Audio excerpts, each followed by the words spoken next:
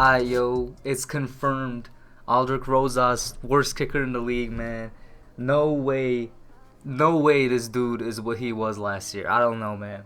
That had to be the biggest fluke of the 2018 season, Aldrich Rosas. This dude, let me start from the beginning. In his rookie year, 2017, he was the second worst kicker, second only to Nick Folk of the, I think Nick was part of the Tampa Bay Buccaneers. And we had Aldrich Rosas, who's putting up better numbers in his rookie year than he is this year, right? Then he comes out last year. He makes every single kick but one. I think it was a field goal or something like that. But every other kick he made, right? Second best kicker only to the tried and tested Justin Tucker from the Ravens. This year, coming into this year, we were like, man, one of the sure parts of this Giants offense is the special teams. I mean, Giants team, not the offense, is the special teams, because we got Rosas out there doing the kicking. We got a good punter in Riley Dixon, and our special teams guys, they hustle a lot. They make good plays. They're really good team players. Aldrich Rosas comes out here, and he's honestly the worst starting kicker in the league, because he started like all games so far, and he's performing really terribly. You could argue some other dude that came in and is playing bad for a team, or some other kicker that did so bad he got fired, but I'm talking about Rosas still has his job and he's still performing this terribly. But other than that, man, this Bears team is a lot worse than I thought they are. Somehow, some way, the Giants are up 7-3. It really should be 20-3 because Saquon dropped a pass that would have been a straight touchdown, and Rosas missed 2 extra points. So that's 13 points that didn't go up on the board right there for the Giants. And the Bears are somehow losing the battle at the line of scrimmage, offensively and defensively. Like the Bears' offensive line, they're losing the battle against the Giants' defensive line. Never thought that would happen. And somehow, some way, the Giants' offensive line is protecting really well against Khalil Mack and the Bears' defensive line. Once again, I thought would have happened. As far as I know right now, Daniel Jones has not been sacked, but Mitch Trubisky has been sacked. Daniel Jones has, of course, been pressured. He made a couple of questionable throws, but other than that, he's performing really well. Mitch Trubisky, he looks bad. He's already thrown an interception, thrown an almost interception to Julian Love that got tipped. And, just in general, he doesn't look very good. The running game on the Bears side, it's looking promising. I'm sure if they just focus through the run and, use a little bit more of Montgomery and Tariq Cohen and those guys in the backfield in the second half, they could try and do something to kind of make a comeback. But the Giants are holding up well right now. Now, of course, there is the Giants thing to do, which they almost did here when they gave up the field goal to end the half. The Giants thing to do is to beat a team down, wear them out, kind of dominate, sometimes not even necessarily dominate, just be winning for an entire half. But in those last 30 seconds, they let the enemy score. It's a tie game. Then we come out in the second half and they fall flat on their faces, and the opposing team goes and does everything right and the Giants do everything wrong. They almost let that happen. They prevented a touchdown and they kept it to a field goal, but it's still very possible. Still very possible with the way this offense has been performing. Shepard, there was a big throw he just didn't turn around for. That was, landed incomplete pass once again to Saquon drop. And for all intents and purposes, he looks better this week than last week, definitely. He's not held to 1 yard, but he still doesn't look like, the pre-injury Saquon, which is okay. In my preview video, I said whatever the problem is with him, whether it's mentally something, whether it's motivation, whether it's still the physical side of the injury, it's not going to be fixed overnight, and that's okay. But I do like to see that he's definitely improving from last week.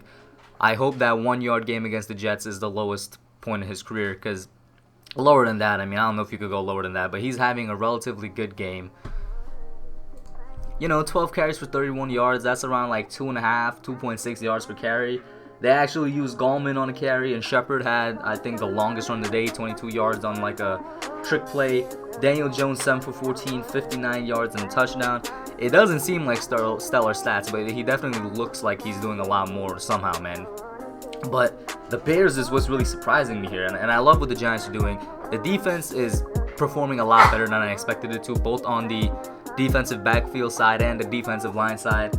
But what's really surprising me is how bad this Bears offense is. Mitchell Trubisky is 13 for 23, 107 yards and a touchdown.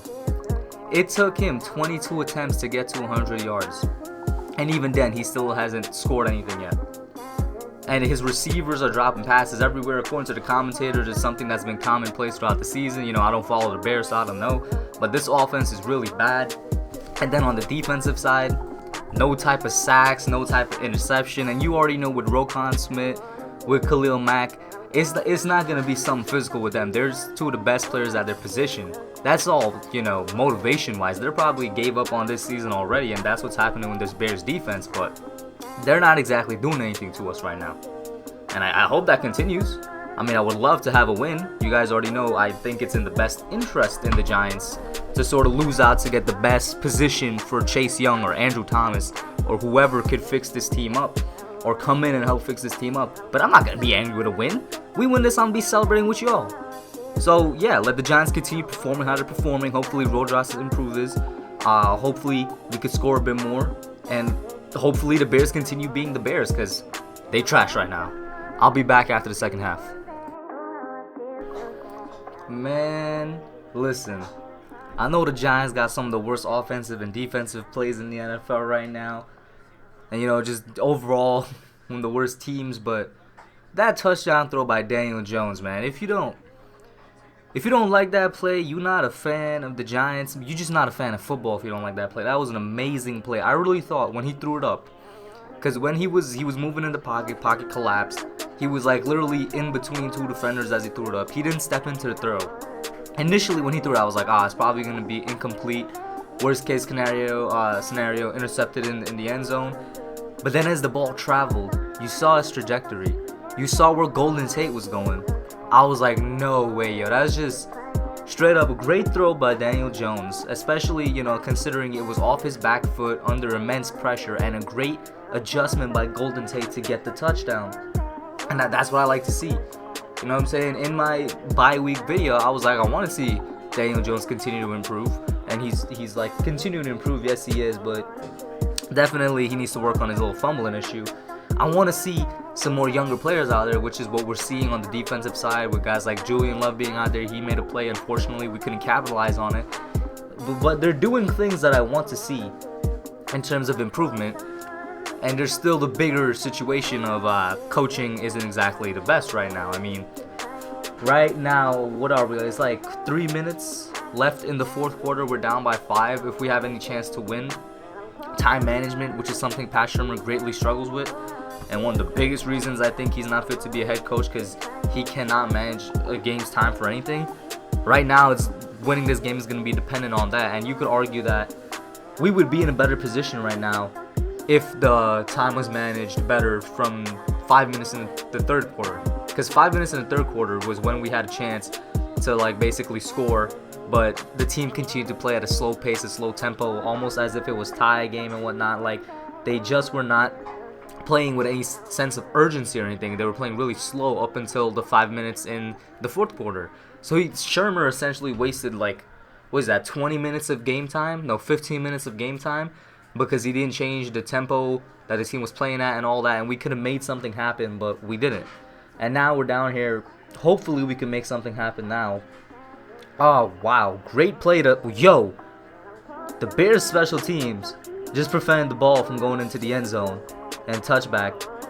They tipped it out to the 4 yard. That was an amazing play, yo. Amazing play. That might be a game-saving play. I don't know why Jenkins didn't try and get it, but that's an amazing play by Cordell Patterson. And like I said, this is all dependent on time management. Time management and the offensive line trying to, do what they did in the first half, which is win the battle at the line of scrimmage, because to say the least, the team has been terrible in the second. Let's see what happens. So the game just ended. And honestly, I can't blame it on anything that happened in the fourth quarter. I can't blame it I have to put blame on Pat Shurmur. And if there's background noise, guys, I'm sorry, I can't really do anything about that. But this game could have been got in the third quarter because the Bears went up 19-7 in I think the third quarter. We had 5 minutes in the third quarter left to do something. We didn't make a move until 5 minutes left in the fourth quarter. For 15 whole minutes of game time, Pat Shurmur wasted the offensive time. Did not call anything that worked out, did not up the tempo, did not do anything a head coach would do, realizing that they're down by 2 scores, by 2 possessions. Realizing this, he still did not make a change in the type of plays he was calling to help the offense out. Alright? Did not do any of that. Did not try and change up the run a little bit. I thought he was gonna be a bit more diverse in that running game when I saw him give a handoff to Wayne Gallman, but that's all Gallman got for the rest of the game. Just that one single handout. And then on one of the 4th down conversions, you have DJ throwing to a Sterling Shepard that wasn't even past the sticks, and when he caught the ball, he backpedaled a little bit behind the line of scrimmage a little bit more. It's just like there was so many things wrong in this game that can be placed on the fault of the play calling. Honestly, I mean, the defensive line performed better than I expected them to. The offensive line, while not great, held up against Khalil Mack and his crew. The defensive backfield, well, they didn't have a great game, alright? Just being honest. But it is one of the worst defensive backfields in the game, and you had a lot of rookies out there today that did make plays. They were picking on Corey Ballantyne a little, all that. But Julian Love was out there. I like to see the defensive players getting some exposure. All in all, the Giants team performed better than I thought they would, but it was still a very winnable game that, you know, was lost because of, in my opinion, Shurmur's play calling and his bad time management from the 3rd quarter on. Now, you already know the silver lining here is that it's a better draft position for Chase Young because right now the Redskins look like they might win. I'm going to have to check. I think the Bengals were winning at one point. Whatever the case is, it just helps our draft position. That's the silver lining. I'm not happy about it. I don't like losing, but I do realize that getting this as the silver lining is better than nothing. So that's what I got for y'all today. Let me know what you all think. Like, share, subscribe, comment down below. I love chatting with y'all. I'm out. Alright guys, thanks for watching. Put your comments down below. Make sure you smash that like button, subscribe, and turn on post notifications. Until next time, I'm out. Yeah.